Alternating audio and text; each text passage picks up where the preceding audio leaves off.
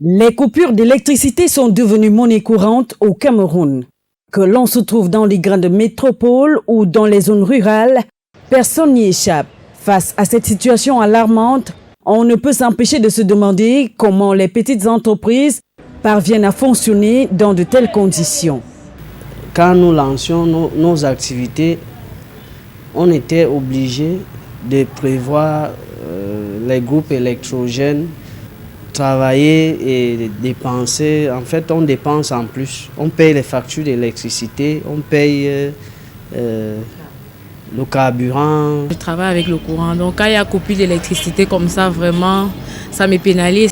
Les ménages ne sont pas épargnés. La difficulté à conserver les aliments au frais entraîne des pertes considérables, sans compter la destruction d'appareils électroménagers qui, déjà fragilisés, ne supportent pas ces interruptions fréquentes. On n'a même pas d'eau parce que les forages vont avec le courant. Donc vous voyez qu'on est pénalisé de tous les côtés. Tous les appareils, les congélateurs, les télés, alors qu'on prenne quand même certaines dispositions en débranchant les appareils de haute sensibilité. Souvent en pleine nuit, les délestages obligent les habitants du quartier touchés à recourir aux bougies et lampes à pétrole, augmentant ainsi les risques d'incendie. Une situation qui transforme la nuit en un véritable parcours du combattant. Nous utilisons des moyens rudimentaires, par exemple les bougies. Nous n'avons pas de lampes tempête.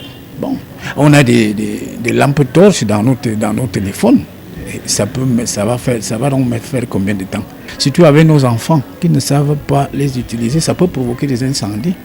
Face à cette crise, les populations lancent un cri du cœur au pouvoir public, espérant une solution rapide et efficace pour remédier à ce fléau. Et si le gouvernement pouvait vraiment essayer d'y remédier à ça, ça nous ferait vraiment plaisir. Parce que sans le courant, vraiment, je ne sais pas, c'est de trop. Chaque jour, on coupe la lumière, on passe la journée, on ne fait rien. Après, il faut que les impôts viennent, il faut leur donner l'argent. Pourtant, le gouvernement camerounais a mis en garde la société en charge de la distribution d'électricité concernant les désagréments causés par ces coupures intempestives.